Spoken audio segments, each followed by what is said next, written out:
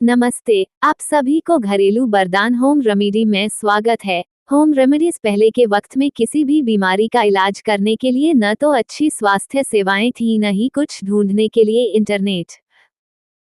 बावजूद इसके हमारी दादी नानी के पास बहुत सारे घरेलू नुस्खों का खजाना हुआ करता था। आज भी उनके ये नुस्खे कई समस्याओं से राहत दिलाने में हमारी मदद करते हैं।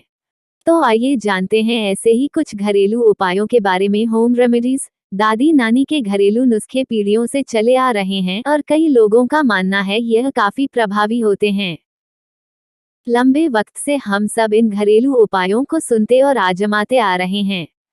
आज भी कई छोटी मोटी समस्याओं के लिए लोग सबसे पहले तुरंत आराम पाने के लिए इन दादी नानी के नुस्खों को भी अपनाते हैं। आज हम आपको ऐसे ही कुछ नुस्खों के बारे में बताने जा रहे हैं जो कई समस्याओं से आपको राहत दिला सकते हैं।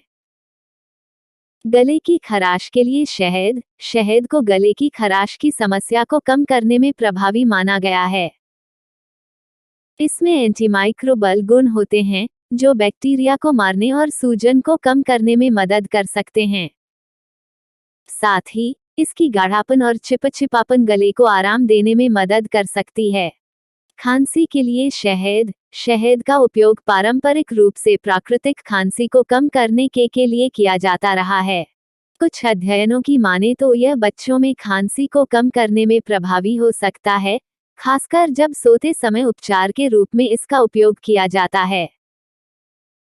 हालांकि बोटुलिज्म के खतरे के कारण 1 वर्ष से कम उम्र के बच्चों को इसे देने से परहेज करें। मतली के लिए अदरक। अदरक का उपयोग लंबे समय से मतली के लिए एक प्राकृतिक उपचार के रूप में किया जाता रहा है। यह ब्रेन में उन संकेतों को रोकने का काम करता है जो मतली आने पर हमारे दिमाग में आते हैं और इसे मोशन सिकनेस और मॉर्निंग सिकनेस के कारण होने वाली उल्टी को कम करने में प्रभावी माना गया है। सूजन के लिए हल्दी। हल्दी एक ऐसा मसाला है जो आमतौर पर भारतीय और मध्य पूर्वी व्यंजनों में उपयोग किया जाता है। कुछ अध्ययनों के अनुसार हल्दी और इसमें मौजूद तत्व करक्यूमिन शरीर में सूजन को कम करने में कारगर साबित होता है। यह ध्यान रखने वाली बात है कि हल्दी का सेवन आमतौर पर आहार में कम मात्रा में किया जाता है। अगर आप सूजन से जूझ रहे हैं तो बेहतर इलाज के लिए अपने डॉक्टर से बात करना महत्वपूर्ण है।